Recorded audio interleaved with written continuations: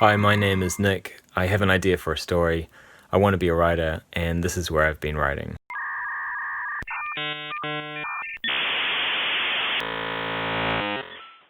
So, a little bit of a different setup than usual.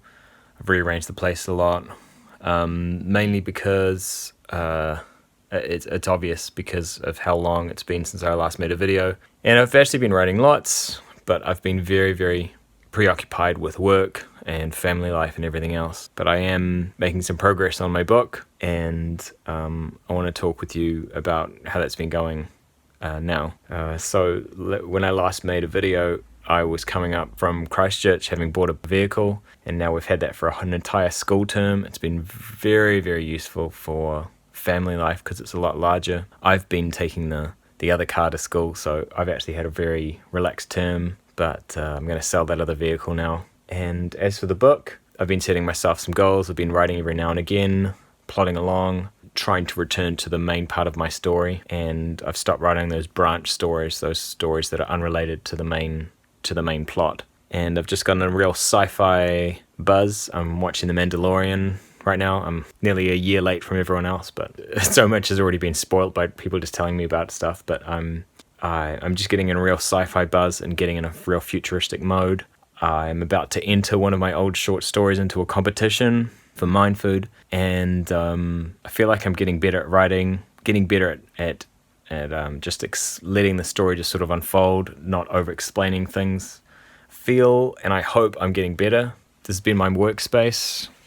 Well, it's always been my workspace, but I've been thinking about working in different areas. I've worked at school. I mean, and when I say work, I mean written at school and in cafes and when kids are asleep and upstairs and on sofas and on my bed. So I'm finding out all these different places that influence me and make it easier to write. In 1 week's time, we're going to go away to a batch, and I'm going to write there as well, see if it changes my writing style. I'm getting into different modes, like a mode of actual writing, like the actual prose, the literature, the words, making it flow. Other times I just have ideas and I just write them down like almost like skeletal concepts, like this happens, then this happens, then this happens, like bullet points. Other times I'm editing, and I'm getting a lot better at being a writer. What am I talking about? I'm getting better at being a writer. I feel like I don't want to clog up this video with a whole lot of unimportant things that, anyone could find out with more intelligence and with more knowledge than myself about things like COVID-19 and Black Lives Matter and bushfires and cultural discourse and phenomenon occurring in society. But I can talk about how it influences me, and I'll try to keep it just to that because I have a tendency to get onto a tangent that just never leaves. Personally, it's been a really good season. It's been sort of like almost about a fifth of a year since I last made a video because I've just been so busy. But I am getting better at the craft of writing and organization, time management, and all those other things. So I still don't have anything published, but I feel like if someone asked me, do I write, I could honestly look them in the eye and say that I write. I couldn't say I was a writer. I haven't earned a single penny from writing, but I've got something to show, and I'm going to have something by the end of the year, which is encouraging and good. So yeah, I've been busy with life and with family life. Work especially has been very taxing this last term. I've got a commission for a wedding portrait due in a week, so I've been concentrating on doing a bit of painting for the bride. It's not much. But it's something that's a bit fun and outside of my usual sort of practice to do something like that. It's very commercial. It's like a wedding practice. It's an Indian wedding, traditional Indian wedding. So there's some really cool colors. I'm making music with my band. My band's got noticeably mellower, so we're playing some real laid-back tunes, which is fun. So anyway, writing's taken a back seat for the last little while, unfortunately, but that's just life.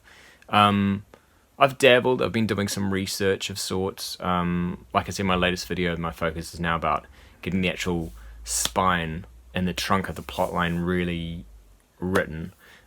Branches off the mainline plot have been good practice for me to establish tone, get good at the practice, get good at the process of writing and everything else. Introducing characters, for example, because every single branch has a new character.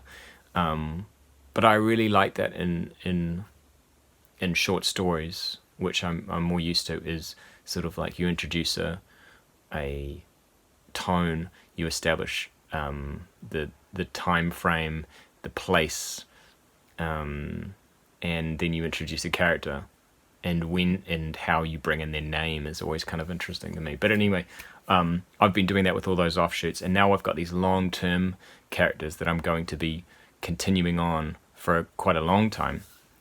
So I can't use my usual flowery, overly descriptive approach to the main plot line. I'm just going to have to get on with it, and I think that the storyline is strong enough and interesting enough that I can just tell it without having to get too descriptive all the time. Now that I've decided on the main scenario, how it should look, how it should sound, how it should feel, how I should write, and how the society operates in my future world, I think writing in one long sitting will be best for a consistent feel. And what I mean by that in terms of not just sitting down and doing it, because that's nuts, but I mean not changing tones and time frames and years and all that kind of stuff. I think I'm just going to stick with this futuristic sci-fi vibe and not get out of that until it's finished. And I can do that. Or the few branches that aren't pruned, clipped, finished off as stories, I think I can close them off. So eventually the novel will disrupt the plot with these chapters that occur in a seemingly real world scenario. So they'll probably alternate like A, B, A, B, A, B, and B's being these imagined worlds, so to speak, or simulations that the merge characters are actually imagining. Sometimes they won't be, but for the most part they will be. The few times that they won't be, the clue will be in the type of font used. So I will keep it consistent with sort of like a non-italics font, meaning to the careful reader that this is an actual thing that has actually occurred in history and is making the new universe of the worship pyramid. So, I mean, there's ones in America in the 1960s, New Zealand and England in the 1980s, Russia in the early 60s at the beginning of the space race, Midwest United States in the 1990s. It's not like I'm trying to get an even keel of like lots of different, you don't have anything from the 70s, what about that? It's not like I'm trying to do one from every decade or one from every country. It's what feels right for my characters and something that I feel I can write with authority and without seeming like a complete moron, with a bit of professionalism behind it, because I have to write what I know. And I did have a lot of American friends growing up, and I have some sort of resonance to that culture just growing up in the 90s. It was just a very big influence of American culture. I've been there once. It's one of the few places I've actually traveled to. Well, California anyway. And anyway, for now, I even have an idea how to finish the few chapters not yet completed. So I'll use bullet point plot events just to get them done, I think. That's how I'm going to do it. So the overall storyline hasn't changed at all. I think the flow of the story and the chapters are satisfying to me. It's a bit complicated, but I think I have a way to get it going. The general idea is similar to the very, very traditional sort of hero's journey sort of thing that I've talked about a few times. I think I'm just going to keep it with that. And there's a satisfying conclusion. I need to have a satisfying conclusion. I'm not trying to like rewrite the concept of how to write a book. I'm not trying to like push any boundaries or push the envelope or anything like that. I'm just going to write a book, and it will be in that sense quite conventional, in that there will be a happy quote unquote ending. But that's okay. I think that's what you need to do for your first novel. I don't know if I should write out what I plan to occur over a trilogy, if I need to do that, or just one, but I'll need to decide on a word count or a page number or a certain time. I mean, I've got a year. That's a good time frame, but that's the time frame I could just like kill myself trying to write to a certain amount. So I think I need a time frame. Got that. That's a year. I need a word count and I need a page count to say like, when I've reached 600 pages or whatever, might be time to sort of wrap it up and only edit. Mind you, I've been like writing and editing anyway. I have one short story that doesn't fit the plot of the Worship Pyramid at all, and so I've decided to enter into a competition with Mind Food. I just got a magazine the other day, and my partner said, like, look, there's a competition for short stories. So I read the short story that was there, and I was like, yeah, it's all right. It's nothing too fancy, and it's not a already published author, so why not? I was thinking it'd be good to just see what comes out of it, you know. And when I really think about it, I don't like to read Dan Brown, but I don't write like Dan Brown either. I don't make cliffhangers all the time to create a frantic pace and compulsive reading. I don't actually like those books where you can't put them down because you're so invested in the characters. I like a Barbara Kingsolver where you can put it down at the end of a chapter and you're like, that was a nice way to end it. That's a beautiful. It's like the end of a poetry line or something. I like to wrap up loose ends to an extent and end with a poetic liner. That's just me. Enough for some, I don't know, a bit of a poetic conclusion at the end of the chapter. That's what I like. Even if it's sad or depressing or hopeful or a bit corny. But that's what I like. That's right. I'm still a short story writer, I guess. I still really like the genre of short story. It's like I'm connecting them all to make a larger novel, and it's connected through this trunk. But I've noticed the two that I'm writing and reading right now are these two books I'm kind of like getting myself through. They're both amazingly written books that I really, really respect the writers of. Both of them are female writers, Barbara Kingsolver and Eleanor Caton.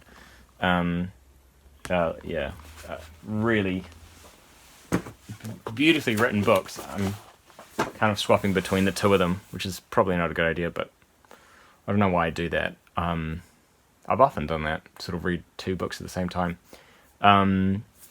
But anyway, I've noticed the two writers that I'm reading right now, Barbara Kingsolver and Eleanor Caton, write in a style I'd really like to adopt, and I think that's why I'm just sort of trying to absorb their styles and kind of like George R.R. Martin, they have multiple characters always. They tell the reader which character the chapter is going to follow by the name of the chapter. Or in the Luminaries by Caton, they have this old-fashioned summary. I'll give you an example. These are long chapters, by the way. Oh yeah.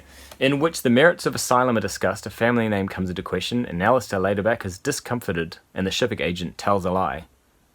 And it's very old-fashioned. I mean, that's kind of like what I like about it. But anyway, the Luminaries, it's set in New Zealand in the 1870s during a gold rush in the South Island, and a murder and a disappearance, and it's kind of a whodunit, which is not really usually my style of book I like to read.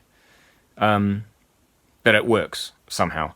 I've been watching a variety of shows to get inspired to stay writing in my futuristic sci-fi world plot.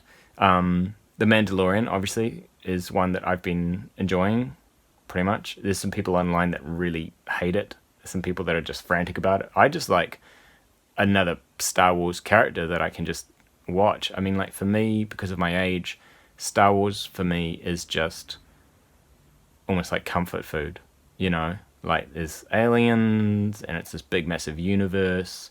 It's not overly descriptive, or not descriptive, what am I saying? It doesn't explain things like hard sci-fi, like Star Trek, which I've never liked. My brother loves Star Trek and is not so keen on Star Wars, but he's more of a scientist, and I'm more of a poet. And I love the Star Wars universe. And I'm quite happy to just watch, a bounty hunter, like, make his way across the universe, because I'm so used to that tone. And if it's not incredibly well written or incredibly well acted, I don't mind. It's coming straight onto Netflix. Stop complaining, everyone. But anyway, my environment in my book is a lot less violent than Star Wars, I suppose. It's more sort of societal issues and sort of how do we navigate modern issues, or rather modern issues sort of like projected into this futuristic sort of like tone. Like, race relations, changing demographics, the use of technology, the use of people in other countries being used as slave labor. It's more sociological, it's more cerebral. Not to make it seem like mine's way better, but it's just less violent, I suppose. I've just finished watching another Netflix series called People Just Do Nothing, which I'm very late on the uptake on this. I'm just too busy being a family guy, but 4 years ago it came out. But I've never really been into the electronic music scene. I mean, I think, I don't know, I like Kraftwerk and Nine Inch Nails, but that's not really what people usually mean. They just say that's just pop music or rock music. But so People Just Do Nothing is about a drummer bass kind of UK garage, which is kind of like English hip hop, sort of. Anyway, it would seem a massive departure from the rest of the things that, from most people that know me, would think that that's something that's completely left field. But the show has really inspired me to write about the lower class in my society, in my book, and how they operate, how they exist, how they survive. And the upper class, the gods of Eden, live these ornate, spoilt lives which contrast with the lower lives, who I imagine would live in pretty similar circumstances to the council block estate flats of London. The language used by the English lower class is also a constant source of inspiration to me, as the phrases and terms used by English hip-hop or grime, garage, whatever you want to call it, scene, is similar but kind of different than the American hip-hop counterpoint.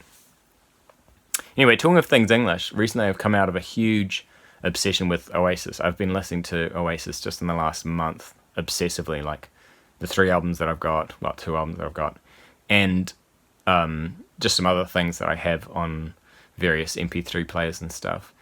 And it's a band I really, really liked as a teenager. And I'm trying to pinpoint it because most of my music was American. I liked Nirvana and Foo Fighters was the first gig I ever went to, and Sonic Youth and Melvins and Tool, Fu Manchu, and then I got into post-rock like Godspeed You Black Emperor and Mogwai from Scotland and Constellation Records and all that kind of scene. And then after post-rock, I just went to art school and then just was more interested in film, and then I had a family, and then I stopped buying music. But somewhere in there, I got into the Britpop scene through Oasis. And I did like some Blur songs, and I did like The Verve. But it was this little microcosm of like almost an exclusively American CD collection. And then this little blurb, this little push, this little bloom of English music I really liked. And it got me into also another band called the Stone Roses. And people I've talked to that I really respect as musicians are always more interested when I start dropping those names, or the Smiths, or stuff like that. And there was a time, and by extension of some other stuff like Joy Division and New Order and then the 60s stuff as well. But then Pulp. So yeah, Pulp, The Verve, Blur, Oasis, and but Oasis especially, and I'm trying to figure out why that band has always stayed with me. I haven't traded in those CDs, definitely Maybe, and what's the other one? What's the Story, Morning Glory, and anyway, I've been listening to their albums non-stop, and they're really well-written songs, and they've got that tone down. They're such a solid band. Well, they were. I think they fell apart around the 4th or 5th album. And I just grew up, and I was too busy to continue following music. But that early stage, and I listened to it. I think it was like one of their live recordings when they came. It was like sort of a tour up north or something, and they're going up to, I don't know where, Scotland or something. And they're from north anyway, being from Manchester. But man, they had it together. It's pub rock. It's pub rock, but it's the kind of pub rock that's just like, yeah, rather than wondering about myself and like thinking deeply about myself, or getting into a hypnotic trance and talking about having mushrooms and talking to God in a desert. It's simple, bread and butter, and it rocks. It's rock and roll. Anyway, I've been listening to their albums a lot since I was driving because, like I said, I had this vehicle that we bought in Nelson, which left me with the old car. So I've been driving to work this entire term. I'm about to sell it in a few weeks, I guess. But, of course, I've been playing music, and sometimes it's too fiddly with the MP3 player, and I just, get a CD. I looked at my old CDs, and I found Oasis ones there, and I've been listening to them obsessively. And I saw Liam Gallagher has released another solo album, and it's good. It's good. And I watched the documentary about him as well, and it was actually one of those documentaries about music that isn't just like an ad for the music. It's, it was ups and downs, and he is totally honest about who he is. There's no preconceptions there. It's very uncontrived. So I wanted to delve into their catalogue and remind myself what I enjoyed about their music. What exactly was it? And under close analysis, I've admitted to myself that there's some appeal that comes not wholly from the music. It's not just about the music, which sounds terrible from a musician's point of view. It's like, oh yeah, by the way, you've got to work on your patter as a magician. You've got to work on your style. You've got to work on your fashion. What do you wear? What do you do?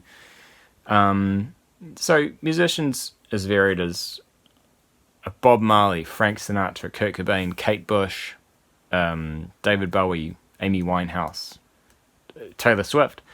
Sometimes it's not just how they sing and what they do, but also like who they are, what they look like, their political views, and how they react to world events makes an impact on whether we, the public, can enjoy listening to their music. Or to put it another way, their music can be spoiled if we know they don't align with our own belief systems. If they're a jerk, but they make good music, it's very hard to get into them. Which is it's an interesting point of view with Oasis, because they were always jerks, and yet the right kind of jerks that seem to fit the music. And it's reminded me of the importance of aesthetic. Aesthetic is a very important word with my book. It's a fundamental concept of the novel. When people collect vinyl or are fans of Italian 1970s disco or, 90s Norwegian black metal, or 2000s English drum and bass, or 1950s American rockabilly, or 1970s Brazilian folk jazz bossa nova stuff, or Motown records, often the visuals that accompany that style of music play a big part of the fan's enjoyment. We see the cover, we see the clothes, the hair, the design of the sleeve, the fonts, the colors they use. Are they subdued? Are they stark? Are they contrasty? Are they colorful? It's all those things are associated with the movement. And unlike art movements, there's no official manifesto with genres of music, really. Fans offer sentiments themselves on the internet and reviews these days, articles and opinions on social media and all that bullshit. But the global consensus of what the style represents is therefore never truly official, unless a band goes to the trouble of making a manifesto, and then they're nerds for doing so because they should let the fans decide. But suggested and discussed is this ever-changing, ever-evolving collection of thoughts that can be agreed with or shared, which can kind of make them essentially official, but it never does. So this idea of a large collection of a global village of critics, which is what we have now with the internet, there's social commentators and writers, and it's inspired me to create the concept of the immaterial jury, which is an idea in my book of a consciousness of deceased citizens that have been uploaded. Their consciousness have been uploaded to a cloud that presides over Eden to decide, political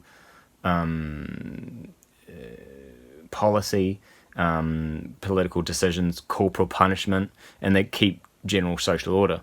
And I haven't yet decided if this is collective a real or a merely an illusion concocted by the society called the Unseen, who truly rules Eden, has made a pact with the Sauronids and supplies them with the unsullied energy forces of the gods to consume.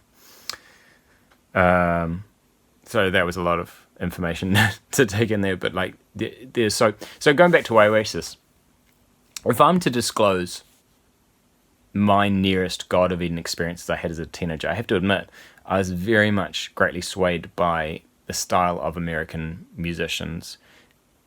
I don't know why it was musicians with me. I wanted to be a rock star, and America had a hell of a lot of them. And yet, there was something about Oasis, their swagger, their lower class origins, their accent, their bravado, and how it meshed with the music, that really shone out throughout all these American and New Zealand musicians as well. Nothing could compare to them, and I'm trying to figure out why they had that resonance with me. I didn't consume music entirely with my ears, right? The 90s saw a healthy array of magazines and articles and interviews and music videos and shows about musicians. There were movies about musicians. And while today teenagers and music fans still have access to the equivalent of all these types of things, there were far less musical acts. It's just saturated now. I mean, if you just go to SoundCloud for a moment, you'll just realize how many musicians there are. Bedroom musicians, admittedly, but like when you compare them with what was happening in the 90s, even if you take into consideration the change in population of the earth, so many more voices out there, so many more bands to consume and music to digest. There's something for everyone now, but it means they'll fly less high because of the amount that have saturated the market. And the market's damaged anyway through sharing. So there'll never be another Led Zeppelin that will have a jet paid for by black bits of plastic that people listen to. And this, of course, was the time prior to online sharing and Napster, which saw the collapse of incredible fortunes through music being made. So another really interesting thing about Oasis was their very own obvious worshipping of older British music like The Who and The Kinks and the Sex Pistols, Rolling Stones, but most obviously, of course, the Beatles. Such was this adoration of the band, and most conspicuously of John Lennon's, that the band didn't seem to even try to hide quotations. In the movie Live Forever, which is about 90s Britpop, the nod to the Beatles by Oasis is so obvious that the act becomes a homage to the institution rather than a rip-off. Although many in the global village of critics are totally divided about this. They think it is a rip-off. So in my novel, the gods of Eden worship entities above them. Normal citizens aren't even worthy of revering these high entities. However, they are aware of which entities their gods regularly worship. So Ursus is illegal to worship in Meso for fear of an effect on the stock market confidence, and Freya is legal to be worshipped anywhere for her disputing the traditions of established ways and representing chaos. So the gods of Eden have, in one system, which is like a city, in one of them have two gods they're not allowed to worship. So we want to talk a little about a race type I haven't really explained yet at all. And it's not a race of people at all. In fact, they're not even humans. They're called Sauronids. And their interaction with the unseen is essentially consumers of free-range human energy. I had this idea when I was in Nelson. I had pretty much the whole idea for the novel all wrapped up in one when I went to Nelson, but I had a pretty much the whole idea, covering the ideas of the Gilborg and these unpaid creative artists supplying goods and services to Eden, Merge living in simulations, the idea of meditation, the impact of, and the ideas of free-range meats, celebrity worship, religion, alternative lifestyle. So they are supplied this energy by the unsullied lives of the gods of Eden, upon which the whole of society hangs in my book, The Worship Pyramid. So 144 days after their 27th birthday, a god on their 9,999th cycle, it is ordained that a god is abandoned by their congregation and approached by members of the unseen, or the personal entourage of a Sauronid who is paid to consume the god. It is punishable by banishment from the system to become a barren dweller outside the areas of Meso and Sarhain. if you allow your God in your congregation to know that they are about to be consumed. And the character who earns the trust of Malachi, whose name is Reuben, formerly the head aesthetician of the cult of Janus, is one who's been banished and has re-entered Meso under the guise of a merge. So this is actually a chapter I've just written, and it's going to be my first chapter.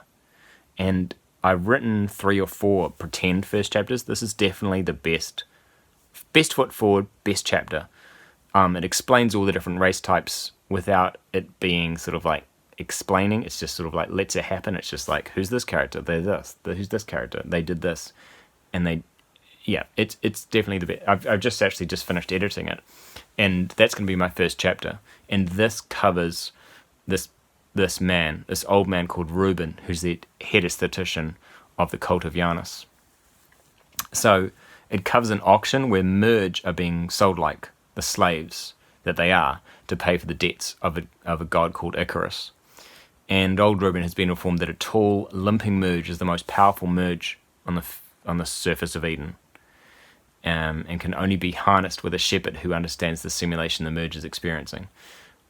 What the merge is experiencing is 1990s American Midwest, and the merge, who's got the very, very tall merge who has got a limp, is in fact a teenage boy who believes he is making levels in a game similar to Doom and making them actually occur in his hometown. And during this, all in the background of this 1990s is Waco.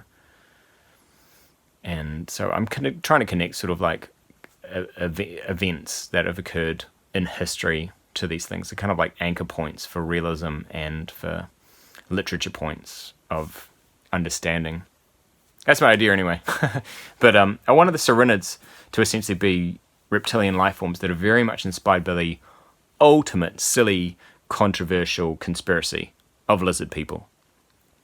So perhaps eventually I will reveal that they are the continuation of dinosaurs, if they'd continued to evolve if the Earth hadn't been hit by the meteorite or something at the end of the Cretaceous. But I'm unsure of how to do that. I'm going to leave it for now. I'm going to let people come to their own conclusions about that, and let this be exposed later. The Sauronids, I can't even pronounce my own race. Sauronids. The Sauronids essentially exist in our, and by that I mean Eden's, dimension only partly. They are able to surround themselves with an electromagnetic disguise that hides their true, horrible reptile form, which they need to drop when they consume the energy of a god and kill them in doing so. When this occurs, the energy is transferred back to their real body in the original dimension, and the original dimension, of course, is the distant Earth in another position in the equivalent solar system. This transfer of energy from real Eden to their dimension is what creates a temporary illusion of the location of Earth. And it's this illusion that's why the unseen create the culture of the gods of Eden at all. Because the true threat to life on Eden, or Earth, is avoided for another season until the next solstice, because every time a god is consumed and this illusion is created by that transfer of energy from this dimension to that dimension, Earth appears to be projected in a different location in the universe. And there is a greater threat that is planning to destroy planet Earth, and when that happens, it cannot see where Earth is. So the next video I plan to make will try to explain this higher threat to the existence on Eden. But for now, I'd like to appreciatively nod to the insane writers like David Icke and the great reptilian conspiracy theory for inspiration, because they're all nuts and they've helped me. Lately I've been reading Illuminaries by Caton and Prodigal Summer by Barbara Kingsolver. I was literally just reading it a minute before I started making this. I gave up on The Sun Also Rises. I don't like it at all. I must have read it at university and had been told that it was great and just like read through it hungover or something. And it made sense because I was hungover and everyone in the book is hungover. But I may have just forged on ahead, not realizing it's actually very clumsily written, and it's not as good as people say it is. There's a cult of personality problem with Hemingway. I think that people think he's awesome, therefore what he writes must be awesome, and it's not the case. I'll be the first to admit it. Well, not admit it. I'll be the first to say it.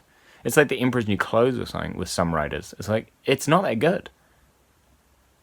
Does no one notice it's shit? Yeah, no one.